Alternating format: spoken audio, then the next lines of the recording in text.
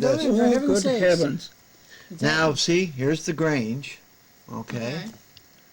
yeah. That, see the Viking? We're not sure if that's the Palmer's car. Remember, Palmer's used to sell yeah. Buicks? Yep. These buildings are gone, but I guess part of the sidewalk, cement sidewalk, is still there. This would be in front of Mary and Lou Edick's place. Yep. In Chubb Edwards' place. Yep.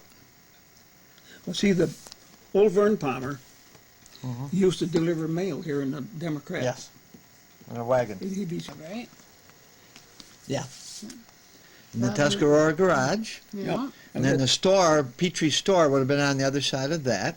Oh, yeah. Now, there's a sign here that's very hard to see, but I guess Gertie Lee sold hot dogs and hamburgers and ice cream out of her place Yeah. for a while. Yep.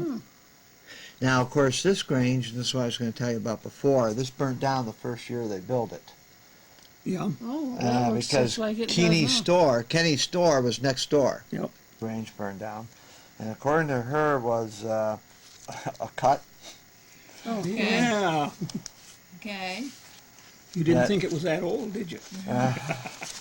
Now this is where I say how wonderful it is to talk to these people. Bernice Pierce identified every one of these people. Oh, my And gosh. here's Bernice. She was a carpenter. Oh, Helen Shaw. Elmer Dennison's. oh, Helen Dennison. Helen Yeah, Dennison. Helen Dennison. I'll be darned. Now when they built this up, they built it to look just like that, except for this top thing, Yeah. right? Isn't Yep. that something? Now, do you remember anything about what was in these buildings here? Now, Mary said later on these converted to apartments. There were people living really? there. But she doesn't really remember what was in there at that time. Let me just...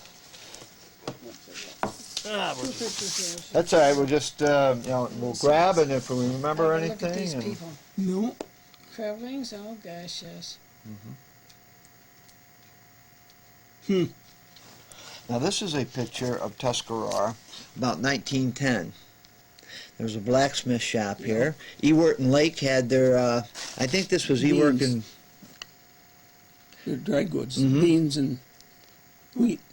Well, hang on one second. Let me get my pen while we're talking here. That way I